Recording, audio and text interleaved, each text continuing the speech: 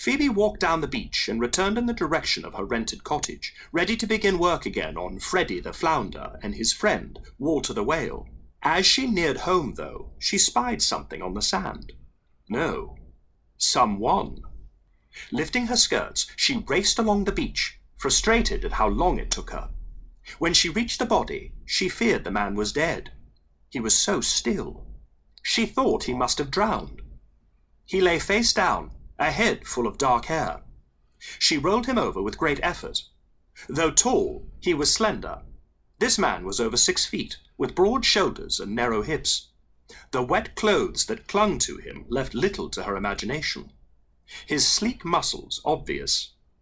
The tide was up around them, soaking her skirts as she brushed the thick wet hair from his face. My, he was handsome, though very pale. She felt his cheek and thought he must be dead because it was so cold. Her fingers slipped to his throat, and she felt the faint pulse. Alive. Phoebe needed to drag him from the water. Now. She moved to his head and thought to try and lift him under his shoulders. Her attempt failed miserably. The stranger was dead weight. She fought tears of frustration, and then her eyes fell to his shirt, and the hole in it, blood trickling. He'd been shot. The cold water must have stopped the bleeding, but now that he no longer was submerged in it, the wound had started bleeding again. Fear rippled through her. Was he some smuggler who'd been in a dispute with a fellow pirate? Cornwall was full of coves and tales of smuggling. This man could be a criminal, but he was hurt and needed her help. She was all he had. Phoebe shook him. "Wake up, whoever you are! Wake up!" When that didn't work, she slapped him hard.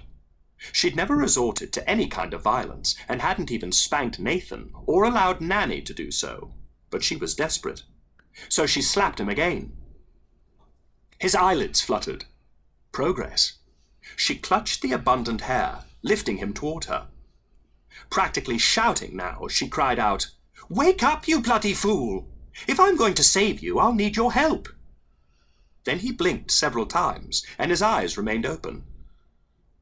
They were a warm, rich brown, with flecks of deep amber. She could lose herself in them for days.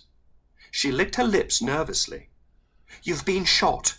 You're half in the water, and you're far too large for me to get you out on my own. I'm afraid to leave you. You might bleed to death.